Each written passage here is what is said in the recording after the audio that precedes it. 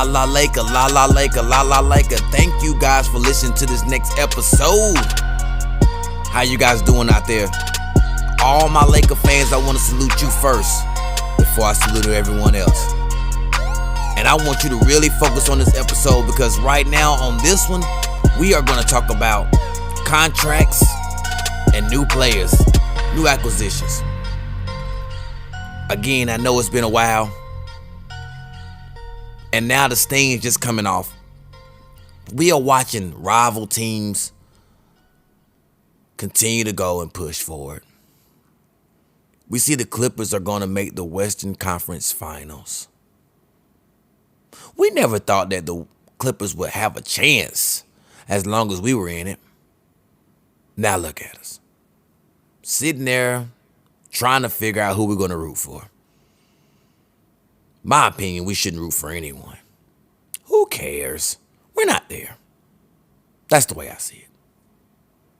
No, we never root for little brother. And no, you never root for the team that took you out. Now, let's get to the nitty gritty. Because we as Laker fans, as soon as our season is over, we go immediately into who can we bring in. We don't even look at the contracts. We don't even look at the possibilities. We don't even look at what we would have to give up. We go right to somebody else's garbage and try to dig through. And then we say, we put it all together, and we'll be right back as if we're doing this through a 2K game where we're trying to do my manager. Doesn't work that way. We need to sit back and really focus on the ones that we actually have. Now, we already know that we don't have that many on the roster that's under contract. Now, of course, we know LeBron and AD, Anthony Davis, that is.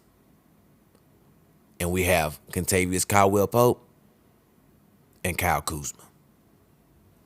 And I know, we are not going to continue to keep bashing Kyle Kuzma as he now takes the Lakers off of his Instagram bio.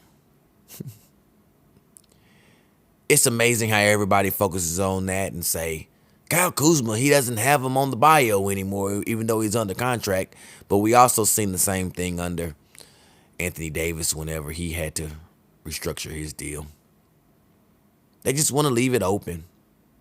They want to get away from basketball for a while. They hear everybody.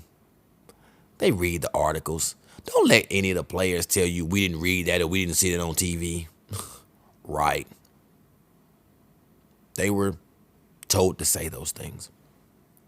Because if you continue to keep saying something about them, then you have to talk about them, which ends up messing up your stock. Now, contracts. LeBron James and company like Dennis Schroeder. We all liked Dennis Schroeder when he came in. We thought that was going to be the piece. And now they trade for him. They send Danny Green out as the fans wanted. And now here he is. He's a Laker. We were doing well before all the injuries, before COVID. We were the number 2 in the West. By a good margin, by the way. And things start hitting us. And next thing you know, he goes out. He comes back. He goes back out. And this is his first year under a Frank Vogel system when he came from a team in the Oklahoma City Thunder who is just scooping up anybody's contract. Right about now, I wouldn't be surprised if they just wouldn't said, give me Gordon Hayward's contract from Charlotte for a Subway sandwich and give me Kemba Walker while you at it too with his terrible contract and the way he's playing for a bag of Skittles. Because they're just eating up contracts anyway. They want the draft picks. They're trying to do the same thing that the Boston Celtics try to do with Danny Ainge. And something's just not seeming right with Danny Ainge, by the way.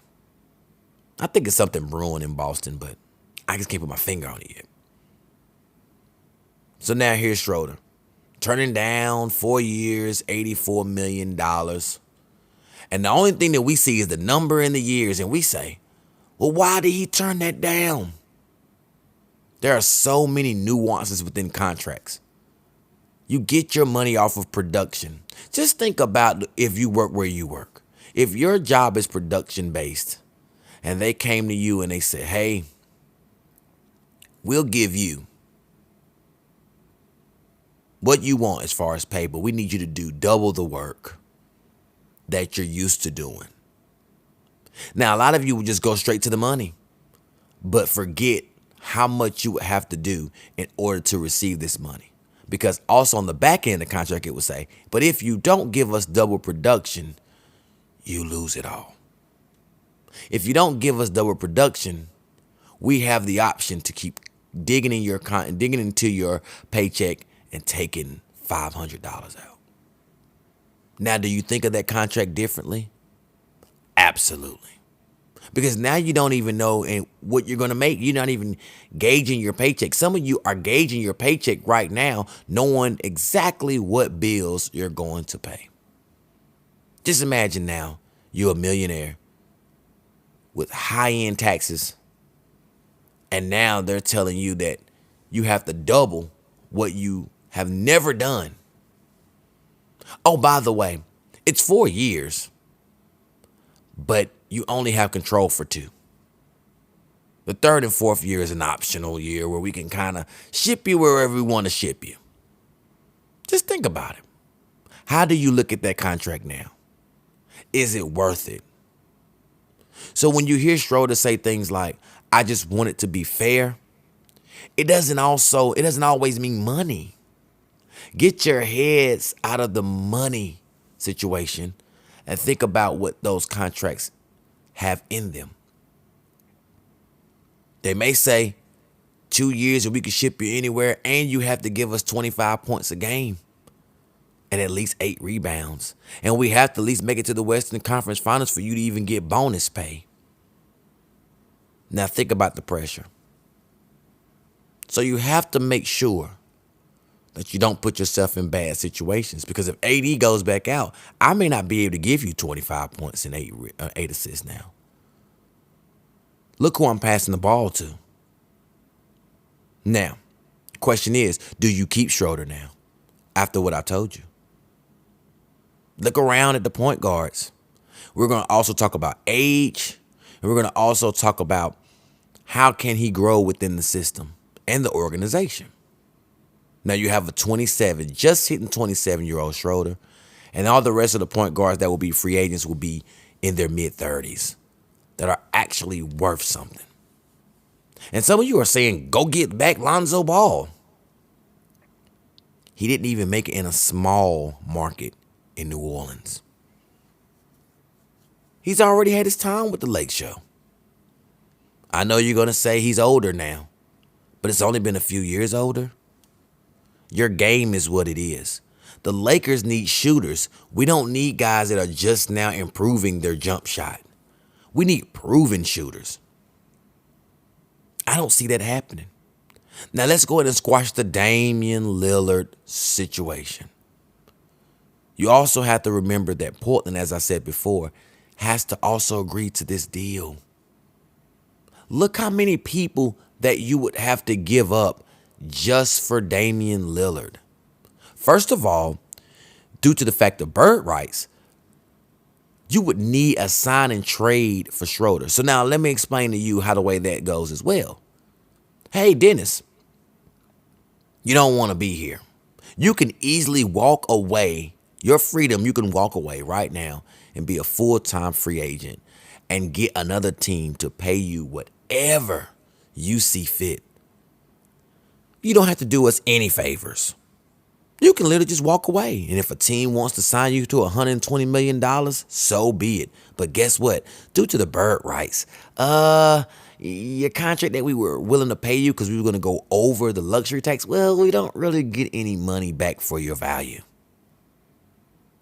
He doesn't necessarily have to give the Lakers anything. But we're so entitled as Laker fans. We're so spoiled, we think that we can just get rid of Schroeder, let him walk, and go grab another guy like Damian Lillard, who's also under contract as well, a big boy contract as well. And we don't even have anybody on the roster that we can trade off that matches the value of Damian Lillard right now. How is it going to work? It doesn't.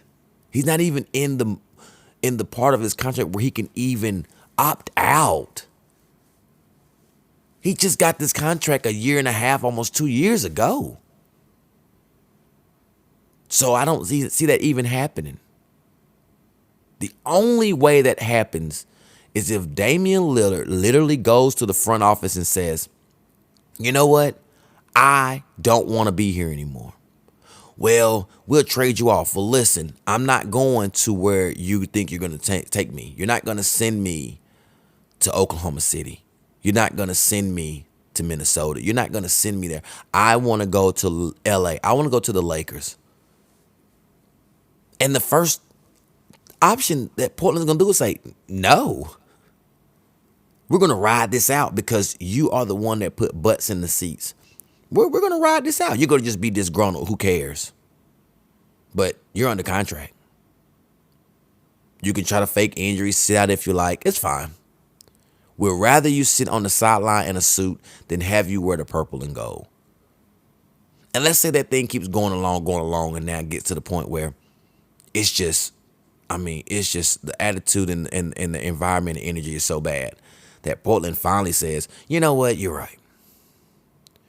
Just to get out of our hair, we're going to send you to LA. Do you not think that they're going to come to the Lakers and want the whole house? And a lot of you are saying, oh, yeah, well, we'll do it. But then laugh at the Clippers, who did the same thing just for two guys to not have any draft picks till forever. No, you don't want to mess up your future just trying to do something temporarily. You don't want to do that because now it sets you back 10 years. Haven't y'all seen our past? We was set back for almost 6 or 7 seasons. You don't want to do that. To watch other teams get off? No, I don't want to do that. And I know I have an injury-prone Anthony Davis that's going to be our future, in air quotations. No. You guys can try it off of being spoiled, but I'm being realistic. Damian Lillard's out. And we're seeing so much other things. Chris Paul in the mix because he can opt out. But why, if I'm Chris Paul, why would I opt out of $41 million and I'm on a Phoenix team that's young and showing me that we're at the Western Conference Finals from barely getting removed from the bubble the year before? They need me more than ever. And don't let him get a ring this year. He's not budging. That's $41 million. Who leaves that to opt out to take minimum pay for the Lakers? Just to be with an aging LeBron? And he's aging too? You could potentially have both of them on the sideline at the same time in regular clothes. That's not looking good for your future. So I don't see that happening. Keep going down the line. Russell Westbrook. We lost because we didn't have shooters. Russell Westbrook is nowhere close to that. Don't give me he makes triple doubles. He's made triple doubles on the Thunder and the Wizards, and they barely got by with guys that could score. The Wizards, he was with Beal.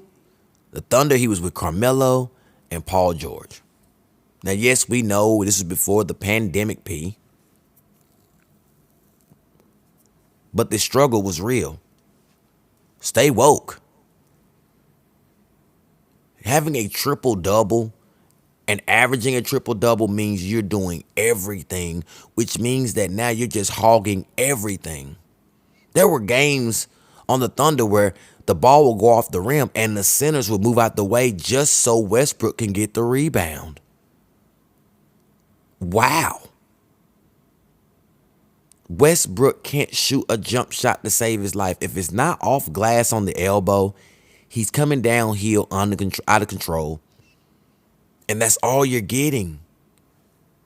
And just because you see the stat line doesn't mean it means anything. There are a lot of people that just get garbage points and meaningless points and rebounds every night. Has anybody ever thought, how would Westbrook fare being the third option? We've seen Chris Bosh that made 36 points a game at one time for one season with Toronto literally be the joke of the town in Miami. It's not easy being a third player. You just get the points when you can get them. Your rhythm is always scattered. This is not easy. You're not the prime person with the ball. You're not the one that's the main person that does the heavy lifting. You have to just get in whenever somebody needs you at the last moment, when the other two are not faring well. That's sometimes not good for people's egos, especially veterans who's been the number one or number two option their whole entire life and career. Kemba Walker, why? $36 million. He has to opt out as well. And he also has to do a whole bunch of things just to get to LA. We would have to give up a lot of draft picks to a guy that's injury prone, that's wore himself down as a Charlotte Hornet, who went to the Celtics and getting farewell and was injury prone as well on the big stage. When the Lakers, to me, are bigger. And be a third option when he can barely handle a second option or second and a half option in Boston with a younger Tatum and a younger Brown. Yes, we can blame Brad Stevens, but we're not going to do so. We're going to let them sink and just drown while they're there. But at the same time, we have to do things that make sense. Andre Drummond, he's not coming for the minimum. You have to hope that the market dries up so that he can have no choice but to take the minimum, which is very rare. Is it a possibility? Sure, because the game is changing. If you notice these bigs nowadays have to do a lot of things. They can't just stand there now and just be logs in the paint. These teams are losing right now with bigs that are just logs in the paint. The Atlanta Hawks is still in the series right now because they have just one big that just logs in the paint. The Bucks right now are in limbo because they have a center that just logs around in the paint. I still think the Bucks has a chance to win this. I'm still confident in the Bucks, by the way, to win against the Nets because of their size. If they just have a coach that just truly just understands what he's doing. But there they are. Back to the Lakers. Salary. Contracts. Kyle Kuzma. Friendly contract. You have to get a team after what he's shown to say, hey, it's our system. Now you're saying that you're a failure. It's our system, guys. But he'll be great in yours. And he's young and he's a scorer. He just needs more time when we've given him minimum time and he barely can cut the mustard. And he's regressed and it shows from his stats because they take your stats everywhere. Well, he's been in the same system for the past 2 seasons. I mean, what is going on? And the last time he looked good, he was with a Luke Walton. But look at this Sacramento Kings. They're not looking any better. This is what other teams are looking at whenever they're thinking about getting somebody else's garbage. You can't just say, hey, you know what? Just give him to me because you guys are struggling so bad. That's not how it works, Laker fans. Right now, the way Ben Simmons is looking, you got to kind of be like, whew.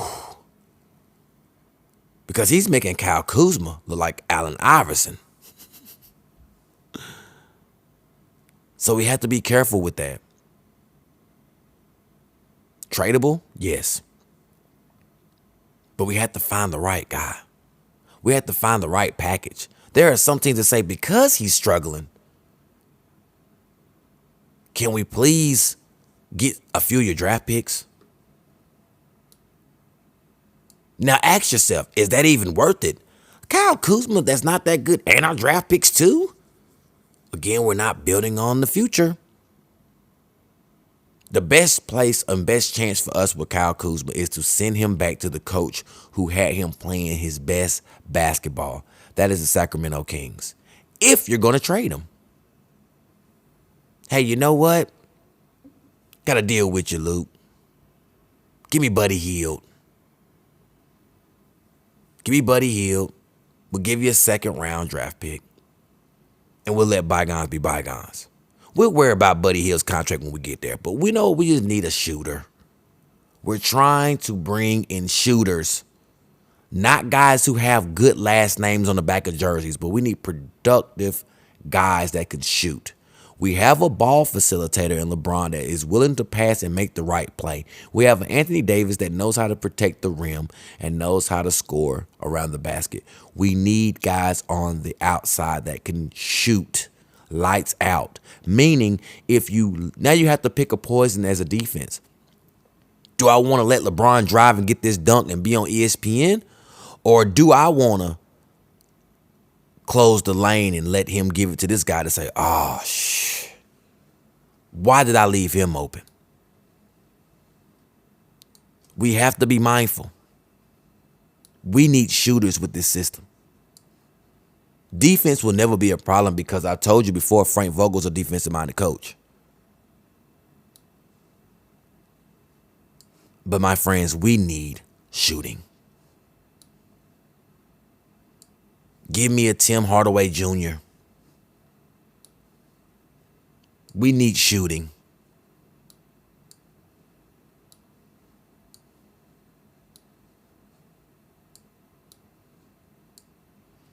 So, Andre Drummond easily can be let go. Don't want the minimum, fine. You can give me guys that just needs to work in the paint to be able to be a presence. There are so many younger guys. There are so many guys that we are familiar with. They don't mind taking that pay in their career to be able to go right back to what they were doing the year before. Unfortunately, this is the time where really you look back and you even want a Danny Green back. Just for defense and just for 3-and-D.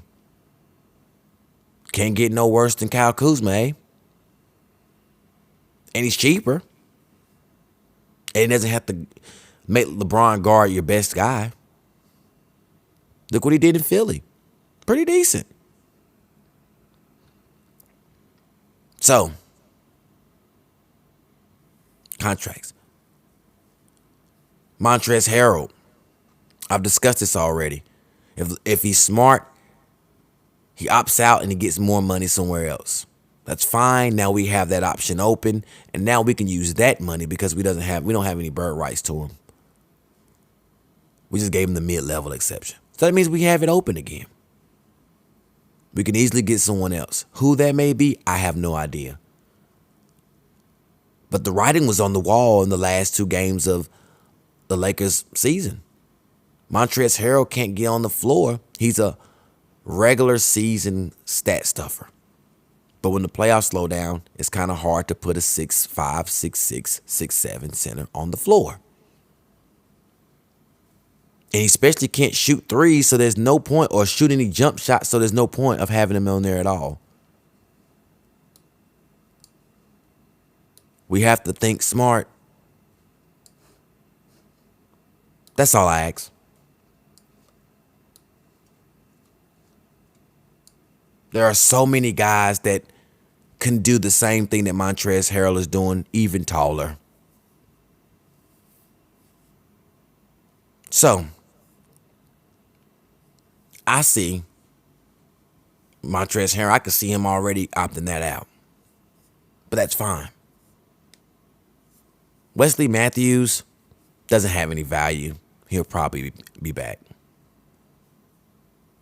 Jared Dudley shouldn't be on the team. because now it's about putting more guys on the roster that actually can play. Alfonso McKinney, why not? Plays defense, didn't get a chance. Still fairly young, 28, 29. 6'7", 6'8". Can shoot the corner three, can defend. Been on a championship caliber team. Why not? Bring him back. Caruso, bring him back. THT, bring him back. You need to get younger anyway, but bring him back. Now all the thing you need to do now is bring in a couple of shooters, an actual center that can coexist with Anthony Davis, and you can bring a whole bunch of energy starters on the second team as your backup bigs and backup power forwards that really don't have that much expectation but really just want to hustle. Stop worrying about the names and worry about the fit. And as I've always said, we're fine. Don't let the big media market tell you that we're not. This is the same media that said there's no way nobody can beat the Nets, and now they're going to a Game 7 at home where they just got blown out in Game 6. Anything's possible. Who thought that the 76ers would be battling with the Atlanta Hawks? No one. Who believed that the Suns were going to make it this far? No one. And who believed that the Clippers were going to go neck and neck with Utah? No one. That's why they play the game, Laker fans. Don't get hyped up all in TV, but get hyped up in making sure it makes sense. Westbrook, no. Dame, no. Kimba, no. But you do have Derrick Rose, as I mentioned. You can make a trade for John Wall, which is on fairly cheap. There are other people. Lonzo, no.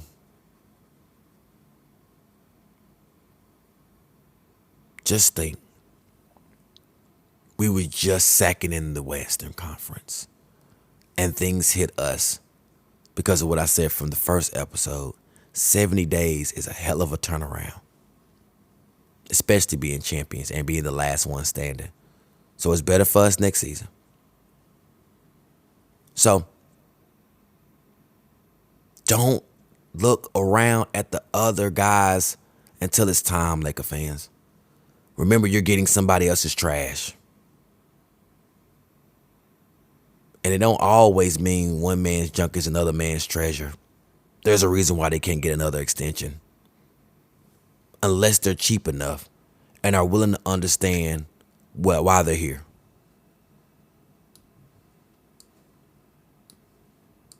If you're going to choose one of LeBron James's friends when you can't go get Dwayne Wade and Chris Paul is going to get that 41, you might as well go get Carmelo Anthony to be on that second team. Have a veteran that comes out there and can give you 12 to 14 easy. Knows his game, knows situations. And right now, is still better than Kyle Kuzma for way cheaper.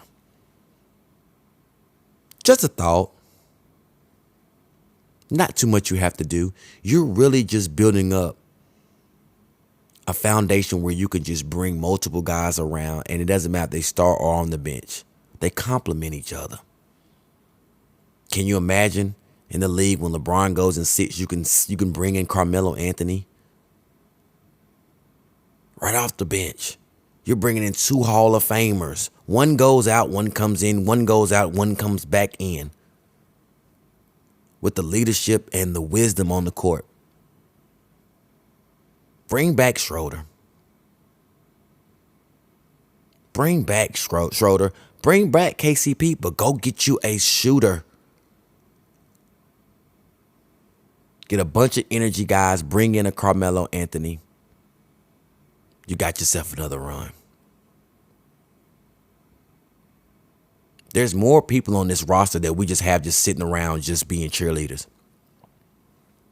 We've already discussed their names on the last episode. You can go back and check that out.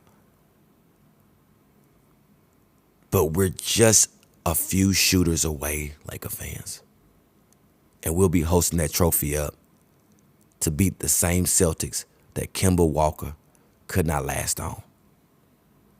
And on that note, La La Laker out.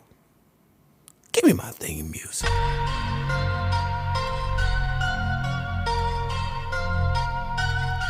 Next episode, we're going to talk about the decline of LeBron James.